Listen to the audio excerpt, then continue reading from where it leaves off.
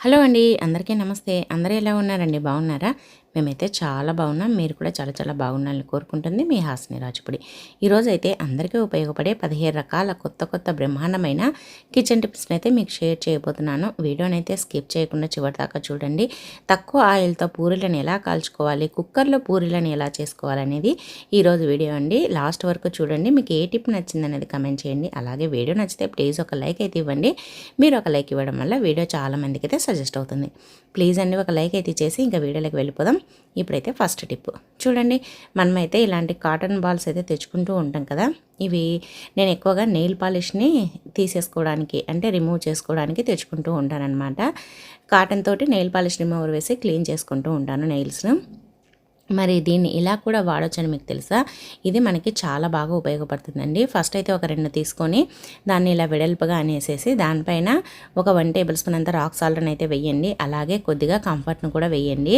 ఇలా కొద్దిగా కంఫర్ట్, కొద్దిగా రాక్ సాల్ట్ని వేసేసి తర్వాత ఇప్పుడు ఈ రెండు బాల్స్ ఉన్నాయి కదా, అది మొత్తాన్ని ఇలా చుట్టేసేయండి. చుట్టేసేసి ఒక జిప్లాక్ బ్యాగ్ని అయితే తీసుకోండి. ఇలా వీడియోలో చూపిస్తున్నట్లుగా ఒక జిప్లాక్ బ్యాగ్ని తీసుకొని ఇలా దాంట్లో పెట్టేసేసి తర్వాత ఇలా లాక్ చేసేసి తర్వాత దీనికి మధ్యలో హోల్ పెట్టేసుకోవాలన్నమాట. ఎందుకంటే ఇది తగిలించుకోవడానికి బాత్రూంలో.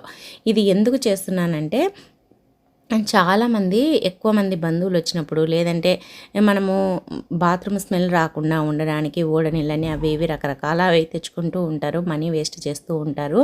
అలా కాకుండా మన బాత్రూమ్ ఎప్పుడు ఫ్రెష్గా ఉండాలి, మంచి స్మెల్గా ఉండాలి అని అంటే ఇలా చేసేసి ఇప్పుడైతే సేఫ్టీ పిన్తో అక్కడక్కడ హోల్స్ పెట్టేసేయండి. ఎందుకంటే మనకి అది స్మెల్ అనేది బయటికి వస్తూ ఉంటుంది కాబట్టి. తర్వాత మధ్యలో ఇలా హోల్ పెట్టేసేసి ఇలా ఒక థ్రెడ్ని అయితే తీసేసుకొని ఇలా అయితే ముడి వేసేసేయండి. ఇది మనకి తగిలించుకోవడానికి బాగుంటుందన్నమాట. దీన్ని బాత్రూంలో కానీ, బెడ్రూమ్లో కానీ, కిచెన్లో కానీ ఎక్కడైతే స్మెల్ వస్తూ ఉంటుంది అనుకుంటారో అక్కడ తగిలించేసుకొని లేదంటే ఒక 2-3 తయారు చేసేసుకొని అక్కడొకటి పెట్టేసేయండి. దీన్ని బాత్రూంలో పెట్టేసామంటే బ్యాడ్ స్మెల్ అనేది రాదు. అలాగే మనకి బాత్రూంలో ఉప్పు పెట్టడం కూడా చాలా మంచిది వాస్తుపరంగా. ట్రై చేయండి. టిప్ నచ్చితే వీడియోను లైక్ చేసి మన ఛానల్ని అయితే సబ్స్క్రైబ్ చేయండి. ఇంకా నెక్స్ట్ టిప్ అండి. చూడండి, మనమైతే పువ్వులు ఎక్కువగా తెచ్చుకున్నప్పుడు పువ్వులలో కొన్నిసార్లు ఇలా కాడలు లేకుండా ఉంటాయన్నమాట. ఇంకా మనం ఇవి ఎందుకు పనికిరాదని పడేస్తూ ఉంటాము. పెట్టుకోవడానికి రాదు అలా మనకి. మరి వీటిని మనం పడేయకుండా ఇలా అయితే యూజ్ చేయండి. మన ఇల్లు మొత్తం మంచి వాసనతో ఉంటుందన్నమాట.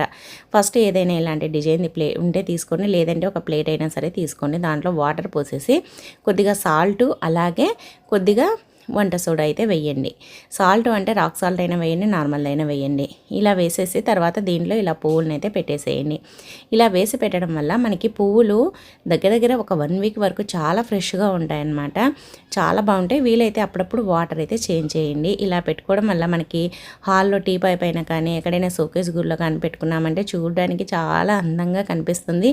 అలాగే మనకి హాల్ అంతా మంచి వాసనతో ఉంటుందన్నమాట. పువ్వుల వాసన చాలా బాగుంటుందండి. మనం వేస్ట్ అని పడేసే వాటితోటి ఇలా రీయూజ్ అయితే చేసుకోండి. మనకి స్మెల్ బాగుంటుంది, చూడడానికి కూడా అందంగా కనిపిస్తుంది అనమాట. ఇలాంటివి ఇలా మీకు నచ్చిన పువ్వులతోటి డెకరేషన్ అయితే చేసేసుకోండి. ఇంకా నెక్స్ట్ టిప్ అండి.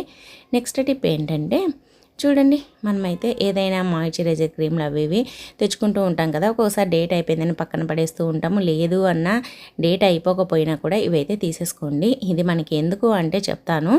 మనకి డోర్లు ఒక్కొక్కసారి ఎక్కువగా శబ్దం వస్తూ ఉంటాయి. వేసినప్పుడు తీసినప్పుడు కిరికిరని శబ్దం వస్తూ ఉంటాయి.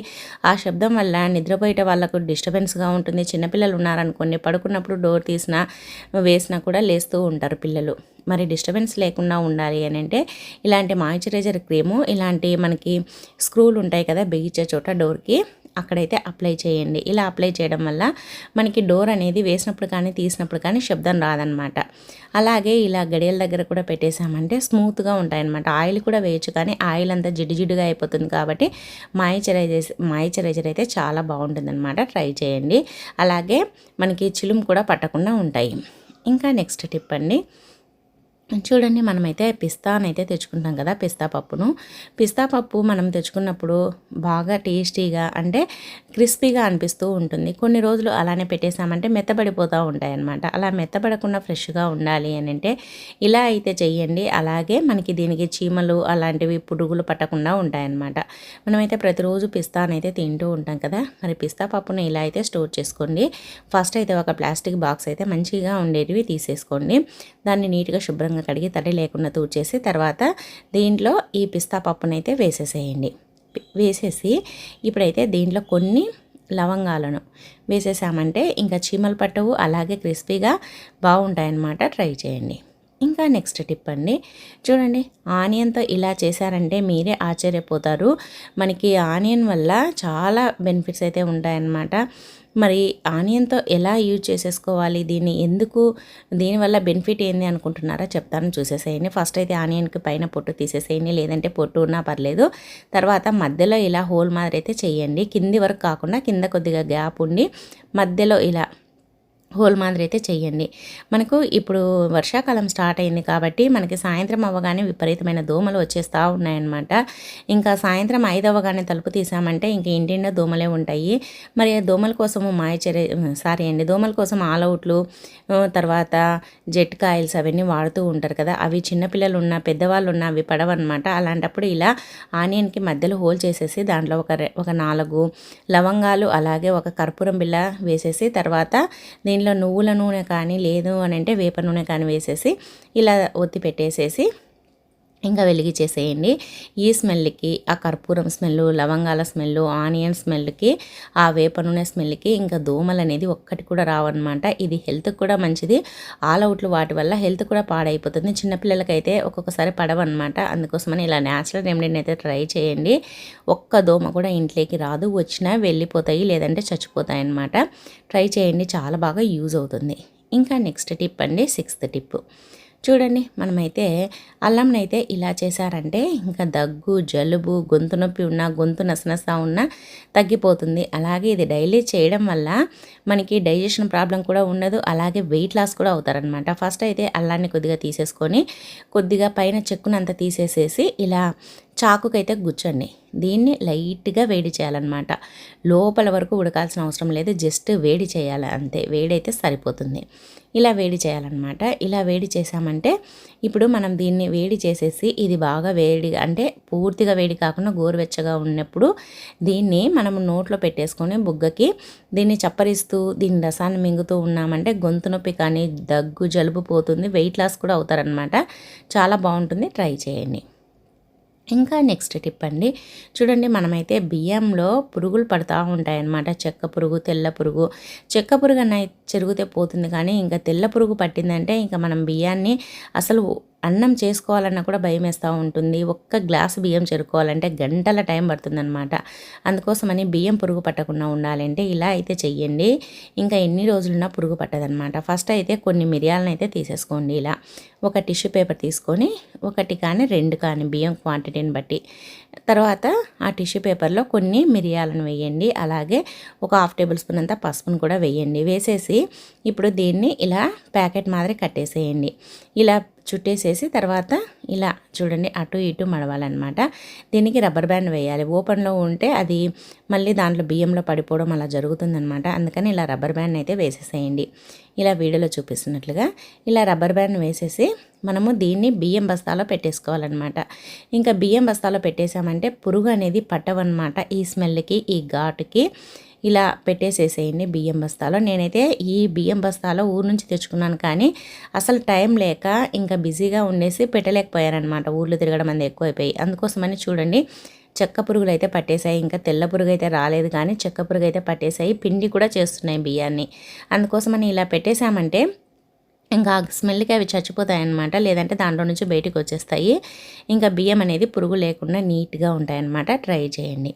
ఇంకా నెక్స్ట్ టిప్ అండి, చూడండి మనమైతే బియ్యం బస్తాని నార్మల్గా అయితే మనం రోజు ఇంకా వండుతూ ఉంటాం కాబట్టి ఇలా పెట్టేస్తాము.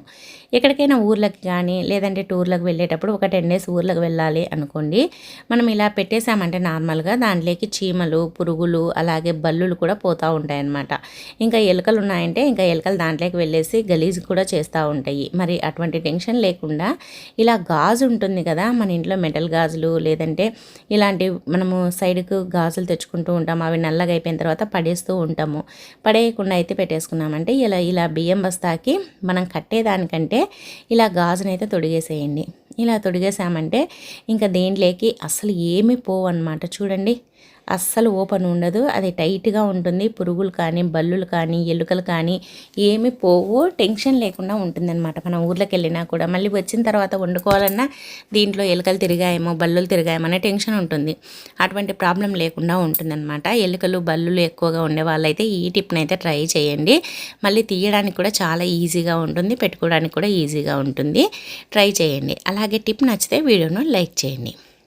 ఇంకా నెక్స్ట్ టిప్ అండి, చూడండి మనమైతే గోధుమ పిండిని అయితే కలుపుతూ ఉంటాం కదా, చపాతీ కోసమనో పుల్కా కోసమనో పూరీ కోసమనో లేదంటే ఇంకా ఏదైనా మనం ఎప్పుడైనా కజ్జికాయలు చేసుకోవాలన్నా అలా కలుపుతూ ఉంటాం కదా.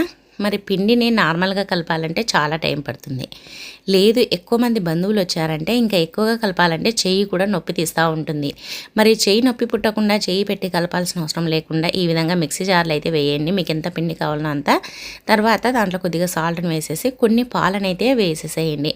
నేను ఆ పాల గిన్నెలోనే కొన్ని వాటర్ కూడా కలిపి వేశానమాట. మనకు అప్పుడే తెలుస్తుంది కదా ఈ పిండికి ఇంత వాటర్ అయితే సరిపోతుంది అనేసి.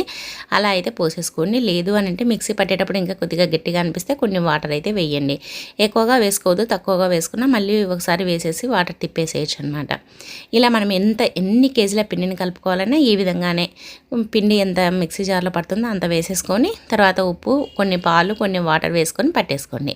తర్వాత ఇంకంతా ఈ విధంగా గిన్నెలకి అయితే తీసేసుకొని ఈ విధంగా కొద్దిగా ఆయిల్ వేసేసి ఇలా కలిపేసేయండి మళ్ళీ ఒకసారి చేతితోటి. చూడండి ఇంకా ఎంత స్మూత్గా ఉందో. నార్మల్గా కలిపిన పిండి కంటే ఇది చాలా స్మూత్గా ఉంటుంది, అసలు సాఫ్ట్గా ఉంటుంది. చపాతీ కానీ పూరి కానీ పుల్క కానీ రుద్దుతూ ఉంటేనే సాగిపోతుంది అనమాట, అంత స్మూత్గా ఉంటుంది పిండి. మనం ఎక్కువగా చేసుకోవాలన్నప్పుడు ఈ టిప్ని అయితే ట్రై చేయండి. అలాగే పైన కొద్దిగా ఆయిల్ని వేసేసి ఒక్క 10 నిమిషాలు వదిలేసేసి తర్వాత చపాతీ కానీ పూరి కానీ మీకు ఏది కావాలంటే అది చేసేసుకోండి. ఈజీగా ఉంటుంది, టైం సేవ్ అవుతుంది, చెయ్యి నొప్పి పుట్టకుండా ఉంటుంది. ఇంకా నెక్స్ట్ టిప్ అండి, చూడండి మనమైతే మిక్సీ జార్లో పిండి పట్టేసాము, ఇంకా మళ్ళీ దీన్ని కడగాలంటే చాలా టైం పడుతుంది కదా అని అనుకోవచ్చు. అందుకోసమని ఈ టిప్ను కూడా మీతో షేర్ చేస్తున్నాను. ఏం లేదండి, ఇప్పుడు పిండి అంతా తీసేసుకున్నాం కదా, ఇంకా అదే జార్లోనే వెంటనే నీళ్ళు కూడా పోసేసి కొన్ని దాంట్లో కొద్దిగా విమ్ లిక్విడ్ వేయండి. లేదు అని అంటే సోప్ ఉంటే సోప్ అయినా కొద్దిగా వేయండి. తర్వాత మిక్సీ పట్టేసామంటే చూడండి ఇంకా ఇది ఎండిపోలేదు కాబట్టి ఒక్క 2 సార్లు అలా తిప్పేసామంటే మొత్తం దాంట్లో ఉండే గోధుమ పిండి అదంతా వచ్చేసింది అనమాట. మళ్ళీ దీన్ని రుద్ది కడగాల్సిన అవసరం లేదు, నార్మల్ వాటర్తో కడిగేసినా సరిపోతుంది. ఎందుకంటే ఆల్రెడీ విమ్ లిక్విడ్ వేసాం కాబట్టి ఇంకా మళ్ళీ సోప్ పెట్టి రుద్దాల్సిన అవసరం కూడా ఉండదన్నమాట. ఈజీగా క్లీన్ చేసేసుకోవచ్చు, టైం కూడా సేవ్ అవుతుంది. ట్రై చేయండి. ఇంకా నెక్స్ట్ టిప్ అండి, చూడండి స్టవ్ పైన ఈ విధంగా దోసపిండిని అయితే వేసి చూడండి, మీరే ఆశ్చర్యపోతారు. మన ఇంట్లో కొద్దిగా దోసపిండి మిగిలినప్పుడు అది పుల్లగా అయిపోయిందనో లేదంటే స్మెల్ వస్తుందని పడేస్తూ ఉంటాము.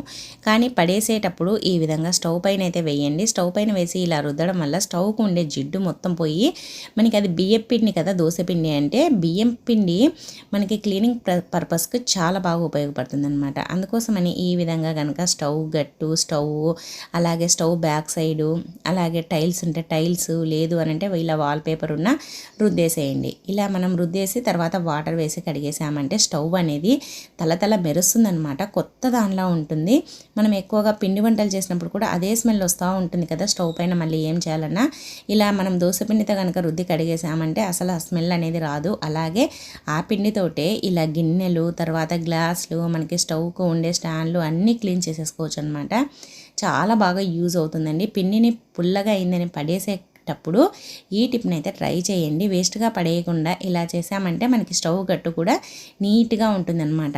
స్టవ్ అయితే కొత్త దాంట్లో తలతల మెరుస్తుంది. చూడండి ఇంకా ఇవి స్టాండ్లు కూడా కడిగేసి స్టవ్కి అయితే పెట్టేస్తున్నాను. ఈ టిప్ని అయితే ట్రై చేయండి, చాలా బాగా యూజ్ అవుతుంది. అలాగే స్టవ్ గట్టు కూడా జిడ్డు లేకుండా నీట్గా కొత్తగా అయిపోతుంది అనమాట. చాలా బాగుంటుంది, ట్రై చేయండి. ఇంకా నెక్స్ట్ టిప్ అండి 12th టిప్. చూడండి, మనమైతే కొత్తవి ఏదైనా గిన్నెలు కానీ ఇలాంటివి డేక్షలు కానీ ప్లేట్లు కానీ కప్పులు కానీ ఏదైనా సరే కొత్తవి కొన్నప్పుడు ఇలాంటి స్టిక్కర్లు అయితే వస్తూ ఉంటాయి కదా ప్రతి ఒక్కదానికి. ఇలా స్టిక్కర్ వచ్చినప్పుడు మనం ఈ స్టిక్కర్ని ఈజీగా ఎలా రిమూవ్ చేయాలో చూపిస్తాను, చూసేసేయండి. మనకి నార్మల్గా ఒకసారి వాటర్తో కడిగామనుకోండి ఇంకా ఆ స్టిక్కర్ అనేది పోదనమాట. పోయినా అంతా కొద్దిగా లేసి వస్తుంది కానీ నీట్గా అయితే రాదు, దానికే సగం అతుక్కొని ఉంటుంది.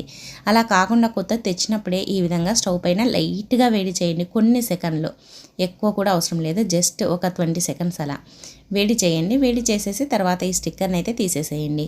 ఇలా స్టిక్కర్ని తీసేసామంటే ఇంకా దానికి గమ్ముగా అతుక్కోవడం కానీ లేకుండా నీట్గా వచ్చేస్తుంది అనమాట. చాలా ఈజీగా మనమైతే ఆ స్టిక్కర్ని అయితే రిమూవ్ చేయొచ్చు. ఇంకా నెక్స్ట్ టిప్ అండి. నెక్స్ట్ టిప్ ఏంటంటే చూడండి, మనమైతే బిస్కెట్లు ఓపెన్ చేసిన తర్వాత ఇంకా కొన్ని తినేసి అలాగే పెట్టేసామంటే మెత్తబడిపోతాయి అన్నమాట. మెత్తబడిపోతే ఇంకా అవి అసలు తినలేము, టేస్ట్ ఉండవు, పిల్లలకి ఇచ్చినా తినరు, ఇంకా మన డబ్బులు కూడా వేస్ట్ అయిపోతూ ఉంటాయి అన్నమాట. అందుకోసమని మనం ఓపెన్ చేసిన తర్వాత ఇలా పెట్టేసామంటే మళ్ళీ ఒక 10 days ఉన్నా కూడా అవి మెత్తబడకుండా ఉంటాయి. ఇలాంటి ఒకటి ఏదైనా బాక్స్ కానీ డబ్బా కానీ తీసేసుకోండి. దాంట్లో వేసేసి తర్వాత దాంట్లో కొన్ని బియ్యం కానీ లేదంటే షుగర్ కానీ రెండిట్లో ఏదైనా సరే వేసేసుకోండి. ఇప్పుడైతే నేను షుగర్ వేసాను, బియ్యం వేసినా పర్లేదు, బియ్యం అయినా షుగర్ అయినా ఏదైనా వేసేసి తర్వాత మూత పెట్టేసేయండి. ఇలా వేసి పెట్టడం వల్ల మనకి అవి మెత్తబడకుండా ఉంటాయన్నమాట. అలాగే ఫ్రెష్గా క్రిస్పీగా ఉంటాయి. మనం బియ్యం అయినా సరే పంచదార అయినా సరే వేసి పెట్టేసేయండి. ఇంకా నెక్స్ట్ టిప్ అండి. చూడండి, మనం ఇలాంటి గరిటెలను అయితే వాడుతూ ఉంటాం కదా, ఇవి రెగ్యులర్గా వాడము. ఎప్పుడైనా పిండి వంటలు చేసినప్పుడు కానీ లేదంటే అప్పడాలు వడియాలు వేయించుకోవడానికి ఇవి వాడుతూ ఉంటాము. మరి ఇది మనము స్టాండ్లో పెట్టేసామంటే మనకి ఇది పెద్దగా ఉంటుంది కాబట్టి మనకి అడ్డం అవుతూ ఉంటుంది. సార్కి దీన్ని తీసేస్తూ ఉంటాము అడ్డం వస్తుందనేసి. అలాగే చిరాకు అనిపిస్తూ ఉంటుంది ఇది మనకి సార్కి అడ్డం వస్తుందనేసి. అందుకోసమని ఇలా అయితే చెయ్యండి. ఇలా చేసేసి ఎక్కడైనా ఒక చోటన మీకు అంటే ఇబ్బంది లేకుండా ఉండే చోట పెట్టేసామంటే మీకు కావాల్సినప్పుడు తీసి వాడుకోవచ్చు. అలాగే నీట్గా ఉంటుంది. అలాగే దీనికోసం సపరేట్గా మళ్ళీ స్టాండ్ కొనాల్సిన అవసరం కూడా ఉండదన్నమాట. మనము అంట్ల స్టాండ్లో పెట్టేసామంటే ఇంకా ఇదే మొత్తం ప్లేస్ అంతా ఆక్యుపై చేస్తుంది అనమాట. అందుకోసమని ఇలా వాటర్ బాటిల్ని పైన మూతి ఉంటుంది కదా, అంటే క్యాప్ దగ్గర కట్ చేయండి.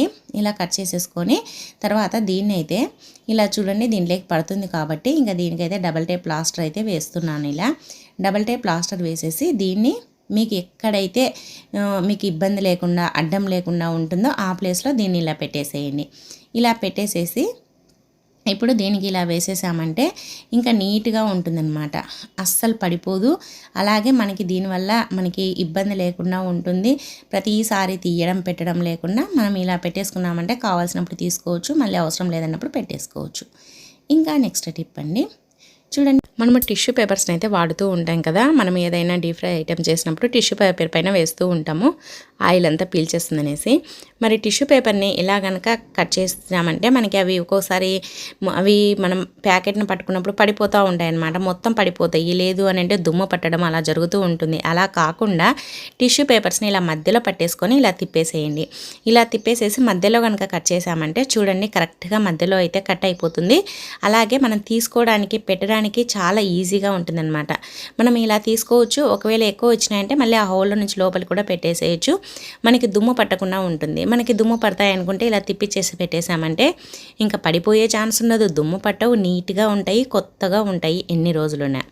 ట్రై చేయండి, చాలా బాగా యూజ్ అవుతుంది. ఇంకా నెక్స్ట్ టిప్ అండి.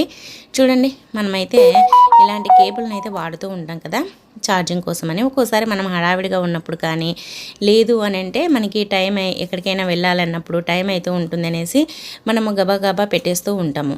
పెట్టేసామంటే అది కరెక్ట్గా పెట్టాక ఛార్జింగ్ ఎక్కిండదు. మరి టెన్షన్ పడుతూ ఉంటాము, ఛార్జింగ్ లేదని, మనం సరిగ్గా పెట్టలేదని కూడా బాధపడుతూ ఉంటాము. అందుకోసమని ఇలా ఒక స్టిక్కర్ని కనుక ఆ ఛార్జర్కి పెట్టేసామంటే ఆ కేబుల్కి మనం ఎక్కడ పెట్టాలో మనకి ఈజీగా తెలిసిపోతుంది. ఇంకా మళ్ళీ దాన్ని వెతకాల్సిన అటు ఇటు చూడాల్సిన అవసరం ఉండదు, కరెక్ట్గా పెట్టామా లేదా అనే టెన్షన్ కూడా ఉండదన్నమాట. ట్రై చేయండి, మనకి టైం కూడా సేవ్ అవుతుంది. ఇంకా నెక్స్ట్ టిప్ అండి, లాస్ట్ టిప్, ప్రతి ఒక్క ఆడవారికి బాగా ఉపయోగపడే టిప్పు. మనమైతే చపాతీ కోసమనో పూరి కోసమనో ఇలా గోధుమ పిండి అయితే కలిపి పెట్టేసుకుంటాం కదా. మనము చపాతీ చేసినా పూరి చేసినా పుల్కా చేసినా ఏది చేసినా ఒక 10 నిమిషాలైన పిండిని నానబెట్టేసామంటే మనకి బాగా ఉంటుందన్నమాట. అలాగే మనకి ఒకే సైజులో పూరీలు పూరీలు రావాలి, ఎవరైనా బంధువులు వచ్చినప్పుడు ఒకే సైజులో చేసి పెట్టాలి, ఒకటి పెద్దగా ఒకటి చిన్నగా లేకుండా అంటే ఇలా అయితే చెయ్యండి. మనము స్టవ్ గట్టు ఉంటుంది కదా, దాన్ని నీట్గా తూర్చేసేయండి. తూర్చేసి ఇలా మనము చూడండి ఈజీగా కొద్దిగా పెద్దగా పిండినైతే తీసేసుకొని పెద్దగా రుద్దేసుకోవాలన్నమాట. ఇలా చేసామంటే ఎన్ని 100 చపాతీలైనా 100 పూరీలైనా ఎవరితో పని లేకుండా ఈజీగా ఒకే సైజులో చేసేసుకోవచ్చు అనమాట. చూడండి ఇప్పుడైతే మనం చపాతీని ఇలా పెద్దగా రుద్దేసుకోవాలన్నమాట. రుద్దేసుకొని ఇలా మనము ఒక గిన్నె తీసుకొని గిన్నెతోటి కట్ చేయాలన్నమాట. అన్నీ ఒకే సైజులో ఈ గిన్నెతోటే కట్ చేయండి.